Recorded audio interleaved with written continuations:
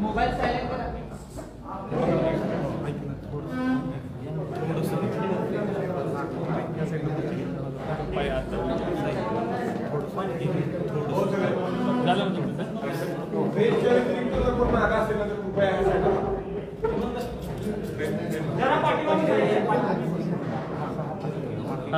थोडं अजून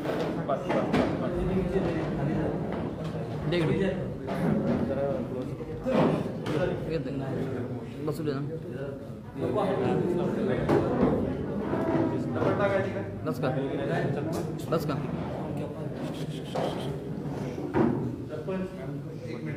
mobile phones please कृपा करून सायलेंट ठेवा प्लीज.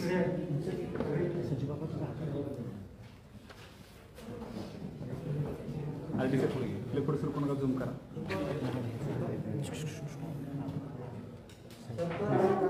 बरोबर माझी फ्रेंड बरोबर आहे. माझी फ्रेंड बरोबर आहे. शेखर तू ये ना,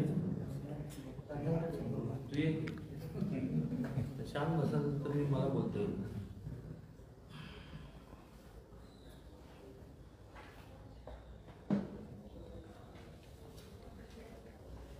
अनेक दिवसापासून म्हणजे वर्षांपासून म्हणजे आता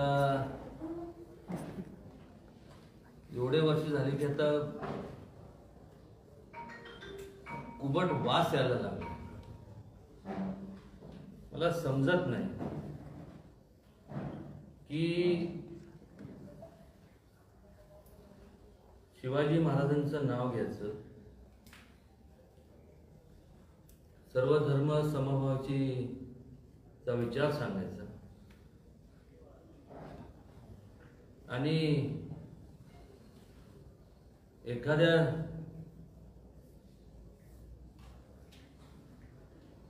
राजकीय दृष्टिकोन असेल किंवा कुठला दृष्टिकोन असेल मला माहित नाही, कल्पना नाही, पण मात्र एखाद्या समाजाला दाबण्याचं काम अनेक वर्षापासून झालं. मी पहिलं प्रथम मी स्पष्ट करतो की मी जरी मराठा जन्माला आलो असलो तरी मी आज मराठा म्हणून बोलत नाही. शिवाजी महाराजांचा जो विचार होता त्या विचाराच्या आधार घेऊन जसं जी संकल्पना महाराजांनी मांडली त्या काळात की प्रत्येक समाजाला न्याय मिळाला पाहिजे, त्याच भूमिकेतनं काय मुद्दे या ठिकाणी मला सर्व वेगवेगळे बरेचसे म्हणजे सर्व नॅशनल आणि स्टेट लेवलची प्रेसचे सगळे माईक्स त्या ठिकाणी दिसतात. आपल्या सर्वांचं तर पहिलं प्रथम मी स्वागत करतो आणि काय गोष्टींचं उलगडा झालं पाहिजे तो याच्याकरता, कारण की तुम्ही आम्ही जवळपास सर्व एकाच वयाचे आहोत. वय थोडंफार कमी जास्त असू शकतं पण साधारण एका जनरेशनचे आहोत. त्यामुळे मी व्यक्तिशः माझ्या वतीने नाही तर आपल्या जनरेशनच्या वतीने मला आपल्या अगोदरची जी पिढी आहे जे राजकारणात होते त्या सर्वांना मला हा प्रश्न विचारायचा आहे की हा प्रश्न तुम्ही प्रलंबित का ठेवला. मला जर विचारलं तर हा प्रश्न जाणीवपूर्वक प्रलंबित ठेवला, फक्त राजकारणच झालं. त्याच्यावरती आजपर्यंत ना कोणी खुलासा केला. वास्तविकरित्या ह्या सर्व लोकांना आपल्यापेक्षा आपल्या अगोदरच्या पिढीच्या लोकांना आपण मतदान केलं, त्यामुळे ते त्यांना प्रश्न विचारायचा आपला अधिकार, आपला हक्क आहे. आपला म्हणजे माझा एकट्याचा नाही, सर्वांचा महाराष्ट्रातील, की असं का? कारण की जोपर्यंत आपण मुळापर्यंत जात नाही तोपर्यंत हा प्रश्न आरक्षणाचा मार्गी लागणार नाही. मग त्या ठिकाणी आता दिलं असेल, किती दिवस मागायचं, आता हिसकवायचं. आपण हेच करणार आहोत का? आपल्याला ज्यावेळेस मोठ्या प्रमाणात हे मराठा मोर्चे निघाले त्यात कुठेही हिंसा घडलेली दिसली नाही. पण किती दिवस तुम्ही ह्या मराठा समाजाचा अंत बघणार? ठीक आहे, तुम्ही नाही केलं, नाही केलं, पण त्याचं उत्तर तरी दिलं पाहिजे का नाही? कारण की उद्या आपल्या सगळ्यांची पुढची पिढी आहे, ती जेव्हा आपल्याला जाब विचारेल, कुठल्या तोंडाने, शर्मेने लाज घालावी लागेल. त्यामुळं त्याचं उत्तर त्यांनी दिलं पाहिजे. हा प्रश्न त्यांनीच मार्गी लावला पाहिजे, कारण की अजूनही तेच सत्तेत आहे. त्यांना त्यातली सखोल माहिती आहे, सगळंच माहिती आहे त्यांना. आणि त्यामुळं ह्या संपूर्ण मराठा समाजाचे जे व्यथा आहे ते एवढेच आहे. एक म्हणजे मराठा आरक्षणाचा मुद्दा एवढे वर्ष प्रलंबित का राहिला? दुसरा, त्यावेळेस सत्तेत असणाऱ्यांनी का प्रश्न सोडवला नाही याचे उत्तर द्यावे.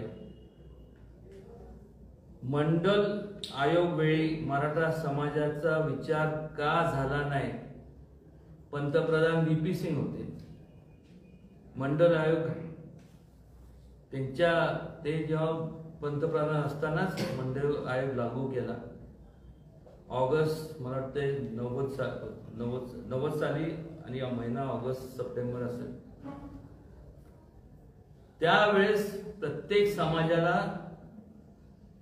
आरक्षण देण्यात आलं, पण मात्र मराठा समाजाचं सोयीप्रमाणे, सोय हा शब्द नीट आहे का? सोयीप्रमाणे मराठा समाजाचा विसर पडला. असं का झालं? त्यावेळेस वास्तविकरित्या आपण जर पाहिलं, हा स्टेट इश्यू आहे. त्याच्यात संपूर्ण पुढाकार जर घ्यायला हवा होता तो राज्याने घ्यायला पाहिजे होता.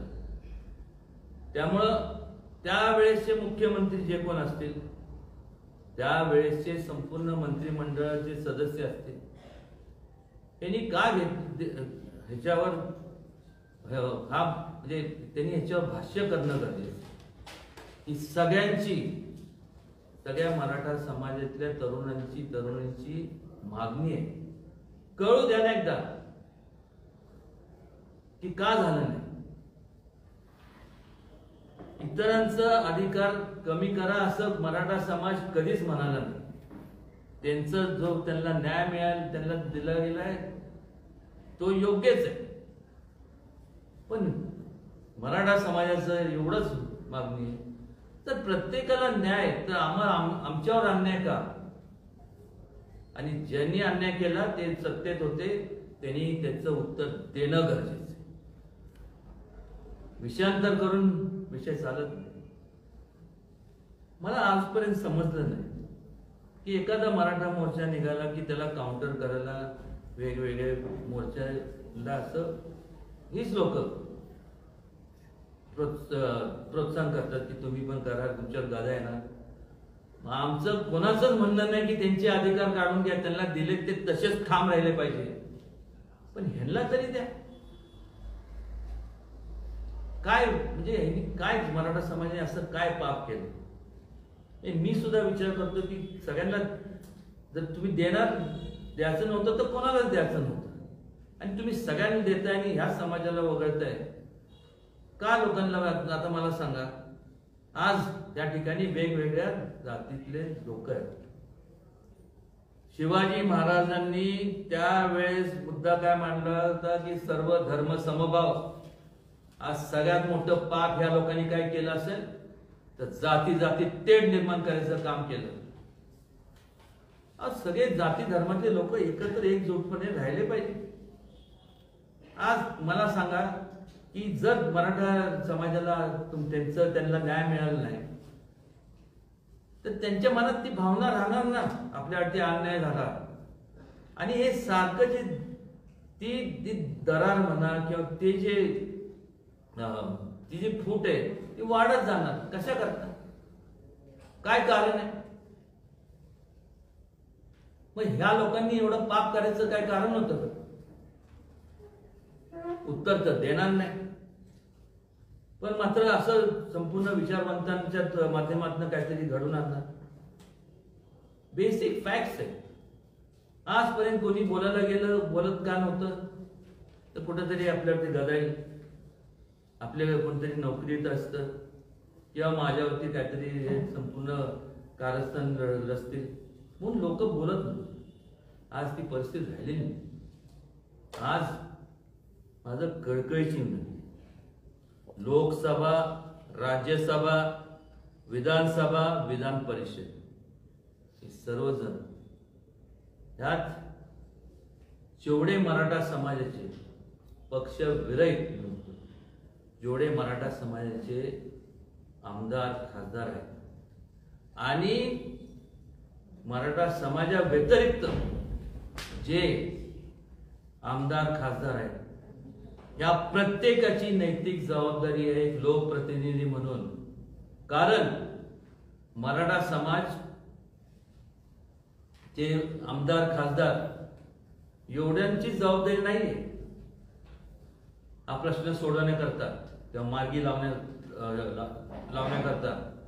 पण बाकीचे जे समाजातले जे लोक आहेत त्यांची पण जबाबदारी याच्याकरता आहे, कारण की त्यांच्या पण मतदारसंघामध्ये मराठा समाजाचे लोक आहेत आणि त्या समाजातल्या लोकांनी तुम्हाला तुमचे मतदार या नात्याने मतदान केलं आणि एक मॉरल रिस्पॉन्सिबिलिटी म्हणून नैतिक दृष्टी हे जर हे सोडवणं गरजेचं, नाही तर फार मोठा अनर्थ होईल आणि याला जबाबदार ही सगळे असते. त्याचबरोबर आपल्याला माहित आहे की हे जे आता परीक्षेच्या संदर्भात बोललं जातं, ठीक आहे, करोनाचं सावट आहे, पण ज्या वेळेस परीक्षा तुम्ही घ्याल त्यावेळेस मराठा आरक्षणाच्या जागा बाजूला काढून मग परीक्षा घ्या. आरक्षणाचा ज्यावेळेस निकाल लागेल आणि तो लागणारच आहे.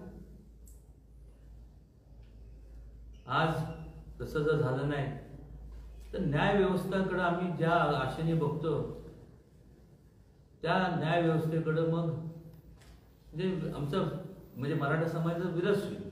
पण न्याय मागायचं तर कोणाला मागायचं आणि कधी न्याय मिळणार? 1, 2, 3, 4 किती 2 पेक्षा जास्त निघून गेले, प्रश्न प्रलंबित आहे. आणि मग असं असताना मग जर हे लोक म्हणत असतील की मराठ्यांची आम्ही कैवारी आहोत, मराठा स्ट्रॉंग मॅन, हे कितपत मला सांगा ना, ही उपमा कितपत लागू होती? काही मागितलं नाही आपल्या लोकांकडनं. हे मोठे लोक आहेत फार, असं हे समजतं. हे मोठे नाही आहेत, वयाने मोठे आहेत, पण हे मोठे एवढ्या करतायत कारण अनेक तुमच्यासारख्या मतदारांनी त्यांना निवडून दिलं, त्या पदावर बसवलं, त्यांच्यावर विश्वास ठेवला, म्हणून त्या पदावर गेल्यामुळे ही मोठी आहे. कोण आमदार झालं, कोण खासदार झालं, कोण मंत्री झालं. पण त्यांना एक त्यांनी समजून घेतलं पाहिजे की ज्या लोकांनी तुम्हाला मान दिला, मानपान दिला, तुम्हाला संपूर्ण सन्मान केला, तुम्हाला ते योग्यतेचं समजलं, तुमच्यावर विश्वास ठेवला, जर त्यांचा आता तर विश्वासघात म्हणण्यापेक्षा त्यांचं विश्वास जर उडाला तर हीच लोक तुम्हाला त्यांनी निवडून दिलं, ही सुद्धा तुम्हाला खाली खेचू शकतात. ही लोकशाही, त्या लोकशाहीमध्ये कोण मोठं कोण छोटं नाहीये. वयाचा आदर तर असणारच आहे, तो नेहमीच आहे. पण निदान तरुणांचं एवढा प्रश्नाचं उत्तर तर देणं गरजेचं आहे. आणि मला हे समजत नाही, साधं इथलं आपलं हे कुठलं कोर्ट म्हणतात तिथलं सातारचं, डिस्ट्रिक्ट कोर्ट ना, डिस्ट्रिक्ट कोर्टच्या लेवलचं कोर्ट, तिथं पण तारीख मिळते का नाही? काय ते तारीख देतात ना, महिन्याची, 15 दिवसाची, जे काय असेल. सेशन कोर्टची तीच परिस्थिती, हायकोर्टची तीच परिस्थिती. मग सुप्रीम कोर्टची काय वेगळी पद्धत आहे का मला माहित नाही. सर्वोच्च न्यायालय त्यांनी तारीख दिली, तारीख माहित आहे, आणि त्या तारखेला राज्य शासनाच्या वतीने दिलेला वकील, महाराष्ट्र राज्य शासनाचा, तो हजर राहत नाही. ज्या वकिलाला तुम्ही फीज देता, कोणाचे लोकांचे ना, तुमचेच पैसे, करापोटी, टॅक्स पोटी तुमच्याकडनं वसूल केलेल्या पैशावरतीच हे शासन चालतं आणि केंद्र शासन चालतं, हे जग त्याच्यावर चालतं. तुम्ही हजर राहत नाही. एवढं म्हणजे म्हणजे म्हणजे ज्या आता सुप्रीम कोर्टचे वकील म्हणजे हायली लर्नेड, सगळे बॅरिस्टर विरिस्टर असल्या लेवलचे वकील, तुम्ही हजर राहत नाही. त्याच्यावर काय उत्तर नाही. जे ज्या कमिटीचे, या संपूर्ण आरक्षणाच्या संदर्भाचे कमिटीचे, मला वाटतंय जे ज्यांना त्यांची नेमणूक झाली होती, त्यांनी सुद्धा काय खुलासा केला नाही. नाव घेऊन मी कोणाला मोठं करणार नाही, कारण की ह्या सगळेच दोषी आहेत. एक बोट आपण जेव्हा दुसऱ्याकडे दाखवतो, 3 बोट आपल्याकडे असतात. तेव्हा बोट दाखवायच्या तर हे सगळं सगळ्यांनी बंद करावेत. करायचं तर हो म्हणा, नाही तर लोक ह्यांना तुम्हाला सांगतो, रस्त्याने नाही, घरातनं बाहेर निघून देणार नाही. करोना आहे म्हणून आता लोक शांत आहेत. किती वेळ लागतो, किती वेळ लागतो मला सांगा ना. लोक जेव्हा तुमच्यावरती अन्याय होत गेला, दाबत गेला, कुठं स्प्रिंग असते ना, स्प्रिंग, बॉलपेनची स्प्रिंग असते, एवढी दाबली, एवढी दाबू शकतो, एवढी दाबू शकतो. जेव्हा जागाच उरत नाही तेव्हा ती सटक, त्याला रिकॉईल म्हणतो. रिकॉईल तो होणारच, ऍक्शनला रिॲक्शन होणार, का नाही होणार? आणि कोण थांबवणार? आणि तो उद्रेक घडला तर ह्याला जबाबदार कोण? जे नुकसान होणार, कशाचं पण नुकसान झालं, जी मानहानी होणार, जे काय होईल, त्याला ही लोक जबाबदार असणार आहेत. निवडणुका येतात, प्रत्येक निवडणुकीत आश्वासन द्यायचं, करणार, झालं जमाय, काय कधी, आणि नावं ठेवायचे दुसरं. नावं ठेवताना एक मगाशी म्हणलं ना, तर समजा मी तुमच्या बी कोणाला नाव ठेवलं की बाबा हे असं केलं, 3 बोटा माझ्याकडे आहेत ना. अहो निदान थोडी तरी जनाची नाही, मनाची ह्या लोकांची लाज राखली पाहिजे का? प्रत्येक ठिकाणी जात जात जात जात जात जात जातीचं राजकारण करायचं असेल ना, तर मेहरबानी करून राजीनामा द्या आणि घरी बसा. जातीमध्ये तेढ निर्माण करू नका. हा ह्या पक्षाचा, तो त्या जातीचा, किती दिवस चालणार आहे? काहीतरी इश्यू बेस्ड पॉलिटिक्स होणार आहे का नाही? का फक्त नुसतं तेवढंच वेळ मारून यायचं आणि फक्त म्हणजे पॉलिटिक्स ह्याचं तुमचं सत्तेचं होणार आहे? शेवटी विचार करणं गरजेचं आहे की आज नावं ठेवताना देवेंद्र फडणवीस तर आपल्याच वयाचं आहे ना, केलं ना त्यांनी, ह्याला म्हणजे आरक्षण पिकोल हे त्याचा पुढाकार घेतलाय त्याला नाव ठेवायचं. ठीक आहे, सत्तांतर झालं, तुम्ही सत्तेत आला, मग करा ना, ते पुढं न्या ना. का नेलं नाही? उलट तुम्ही तुमचं वकिलालाच गायब करून टाकलं. प्लेन उशिरा आला असणार का, कुठलं तरी ट्रेन गाडी पंक्चर, चाक पंक्चर झालं असं असं काहीतरी पडतोच कारण असणार काहीतरी. कमाल आहे, एवढा मोठा प्रश्न आहे आणि एवढं किरकोळ काढता मराठा समाजाला. एक ह्या सगळ्यांनी सांगतो ना, विसरून चालणार नाही. तुम्हाला सत्तेत राहायचंय ना, राजकारणात पुढे लोकांच्या पुढे जायचं असेल तर एक लक्षात घ्या, महाराष्ट्र आहे महाराष्ट्र. इतर जातीतले जसे लोक आहेत तिथं मराठा समाज सुद्धा एक जात म्हणून आहे आणि ती निर्णायक जात आहे. माझी कळकळीची विनंती आहे प्रत्येकाला, जातीतला कुठलाही उमेदवार असू दे, पण मात्र त्याच्याकडनं आश्वासन घ्या की हा प्रश्न तुम्ही तडीस लावणार तरच आम्ही तुमच्या बरोबर आहोत. नाही तर काय करायचं, उगीच आपलं मतदान करायचं आणि मग हे म्हणजे थोडंफार आपण जरा विचार करणं गरजेचं. आणि हाईट आहे काय त्याला अर्थ राहत म्हणजे अक्षरशः कुबट वास आता म्हणजे एवढा कुबट वास येतोय की बोलायचं नाही. आणि त्या करून काय बोलणार आता माणसाला, काय बोलू शकतो? तुम्ही तरी मला काय प्रश्न विचारणार ज्या प्रश्नाचं उत्तर मला काय माहिती नाही. हे जेवढे प्रश्न मी आपल्याला सांगितले हे सगळे प्रश्न माझी कृपया करून विनंती आहे की हे सगळे प्रश्नांचं उत्तर माझ्या सकट जेवढे आपल्या पिढीतले लोक आहेत जे जनरेशनमध्ये, त्यांना माहिती झालं पाहिजे की हे आजपर्यंत का झालं नाही आणि जबाबदार कोण आहे ना याचा खुलासा झाला पाहिजे. त्या संबंधित लोकांना आपण जाऊन विचारावं अशी हात जोडून कळकळीची विनंती आहे. माझ्या परीने मी नेहमीच परकटपणे मराठा आरक्षणाबद्दल बोलत आलेलो आहे, त्याबद्दल दुमत नाहीये. एकही शब्द इकडं तिकडं मी करत नाही. जे बोलतो ते स्पष्ट बोलतो. इतर कुठल्याही समाजावरती जरी अन्याय झाला त्यांची सुद्धा बाजू तितक्याच तीव्रतेने मांडत आलेलो आहे, काही असू दे. आणि त्यामुळं संपूर्ण ह्या लोकशाहीचा चौथा स्तंभ म्हणजे तुम्ही आहात. मी बोलणार ते फक्त इथं तुम्ही जेवढे मोजके आहात तुमच्यापर्यंत तुम्हाला माहिती आहे मी काय बोललो आपल्याशी. पण तुमच्या माध्यमातून आज लाखो लोकांना, आज तर तुमचे चॅनल तर सगळीकडे आहेत म्हणजे वर्ल्ड वाईड आहे, पण महाराष्ट्रात तर आहे संपूर्ण आणि सगळीकडे दिसणार आहे.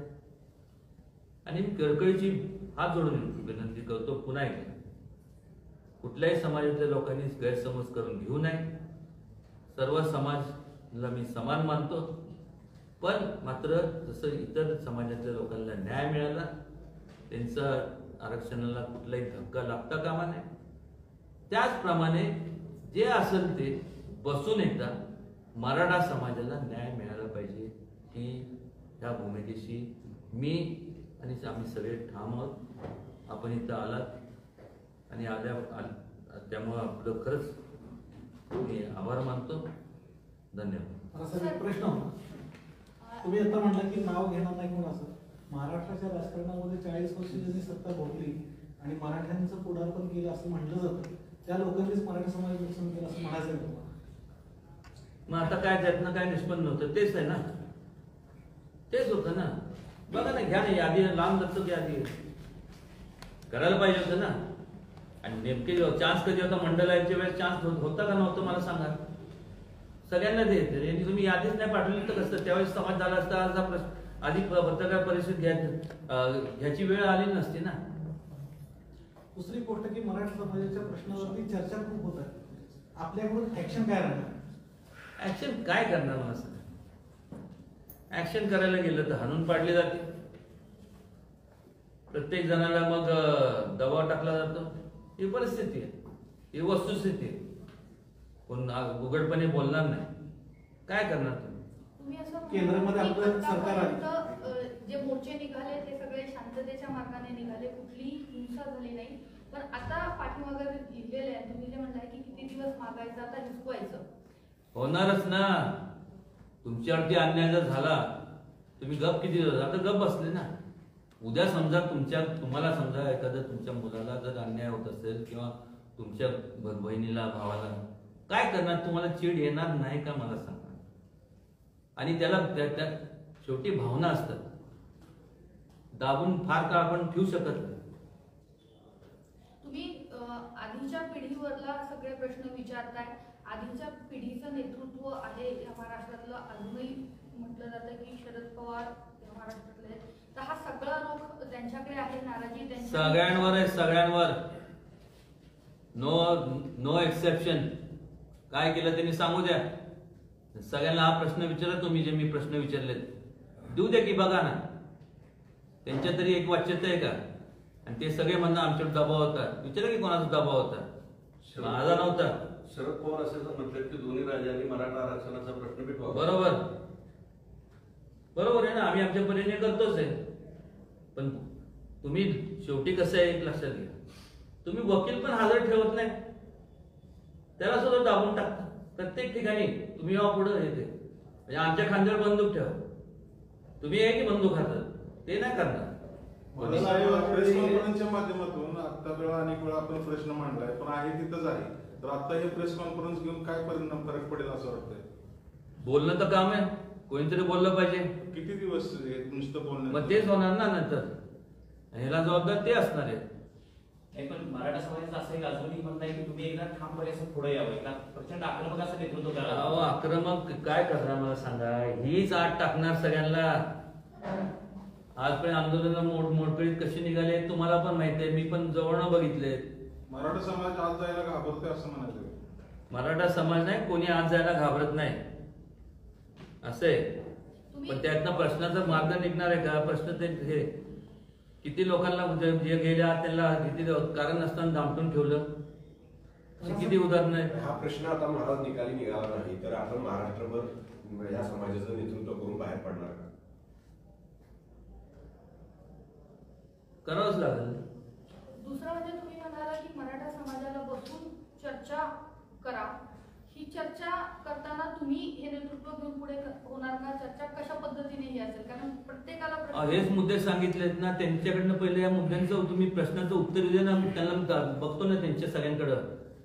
त्यांनी उत्तर दिले की त्यांना उत्तर द्यायला जागा नाहीये, लक्षात घ्या. त्यांना करावंच लागणार आहे ते, नाही तर उघडे पडतील हे सगळे लोक. This are facts. I am talking of facts. नुसतं आपलं हवेत गोळीबार करत नाही. त्यांनी का केलं नाही आणि सहज शक्य आहे आता. एकंदरीत मराठा संघटना अनेक वेळा रस्त्यावर उतरल्या. आता बैठका होतात, मेळावे होतात. त्या मेळाव्यांना तुम्ही जात नाहीये किंवा त्या बैठकांना तुम्ही जात नाही, त्यांचे विचार पटत नाहीत का? तुम्ही वेगळा विचार घेऊन पुढे जाणार आहे? हे बघा, त्यांचे विचार पटत नाही अशातला भाग नाही. त्या सगळ्यांचे विचार पटतात. पण आता काय झालंय की ह्यांनी सोयीप्रमाणे आहे ना वेगवेगळे संघटनेमध्ये पण सुद्धा असं वेगवेगळं हे केलंय. आता इथं गेलं तर ह्यांचे विचार वेगळे, तिथं गेलं तर त्यांचे विचार वेगळे. मी माझा विचार जो आज मांडला तो परकटपणे मांडलेला विचार आहे. आजपर्यंत या कुठल्या ह्याच्यात एवढा परकटपणे विचार मांडला गेला होता का?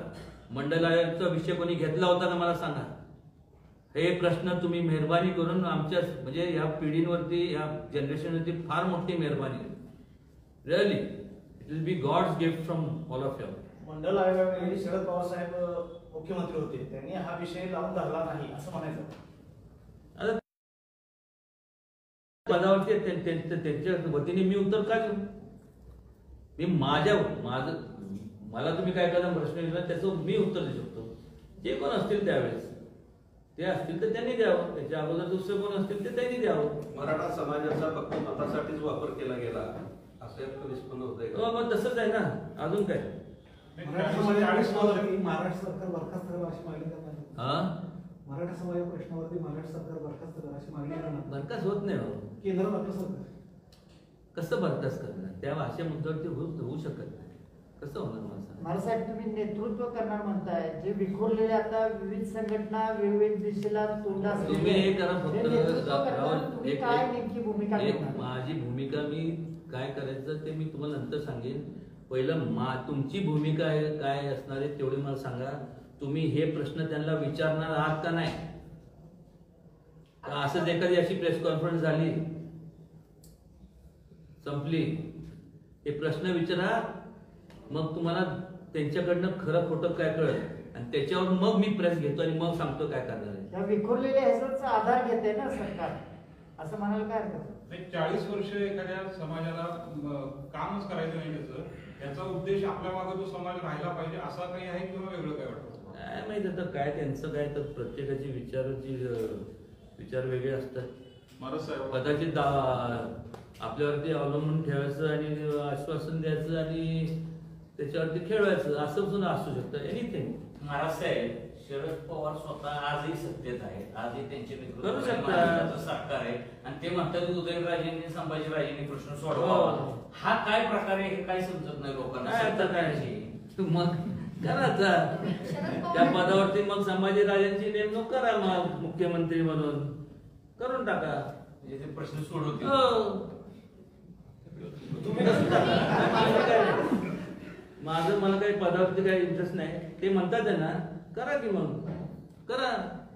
तुम्ही शरद पवारांशी या मुद्द्यावरती चर्चा करणार? काय चर्चा करून काय उपयोग आहे? काय चर्चा करून काय निष्पन्न होणार असेल तर चर्चा करू ना.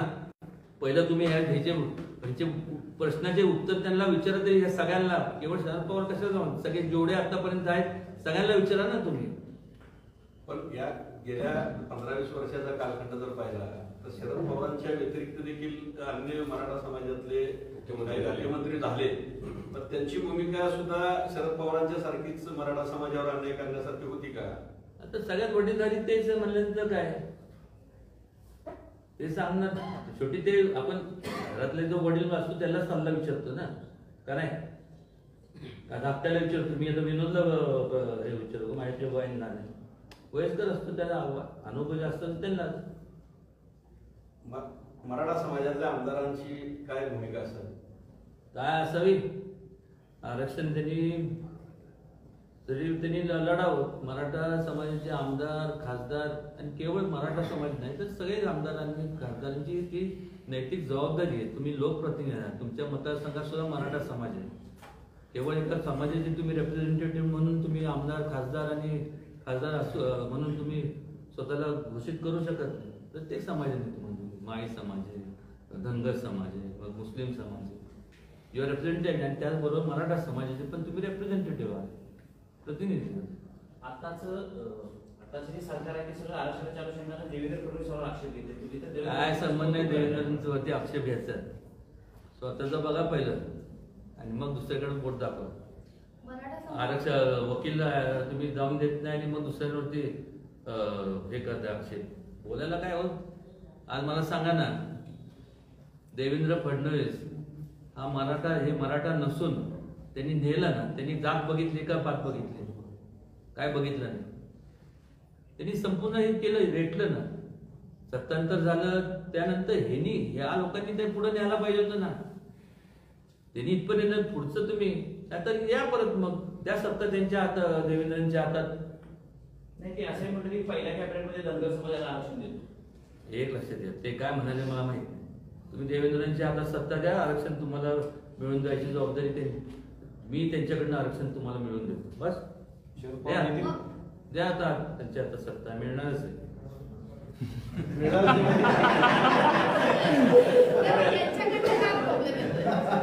यांच्याकडनं नेमका काय प्रॉब्लेम आहे? डायलॉग व्यवस्थित होत नाहीये का काय होतंय? कोणाकडनं? आता जे आहेत त्यांच्याकडनं. फडणवीस आल्यानंतर तुम्ही म्हणताय की मी जबाबदारी घेतो. ह्यांच्याशी काय बोलायचं मला सांगा ना. ते करायचं असतं मागच केलं असतं ना. आता काय बोलू? पालत्या घड्यावरती पाणी टाकल्यासारखं आहे. आणि कसं त्या अपॉइंटमेंट दिली तर जाणार ना. मला अपॉइंटमेंट देत नाही अपॉइंटमेंट देत नाही. मला तर अपॉइंटमेंटची गरज लागत. तुम्ही आता म्हणालात ना. बोलायचं असतं. म्हणजे काय टेस्ट आहे. पण वयस्कर माणसं, तुम्ही वडीलधारे आहेत त्या वडीलधाऱ्यांशी मग तुम्ही चर्चा करणार आहात? काय बोलू? काय मला सांगा, काय बोलणार? कशावरती हे सगळे बोलणार? प्रश्न झाले बोलणं ह्याच्या अगोदर करणार आहे, हे करणार आहे, काय कधी करणार? आमचं गेलं की मग करणार त्या. आमच्या हायतीत तरी करा. चालेल महाराज, थँक्यू. थँक्यू.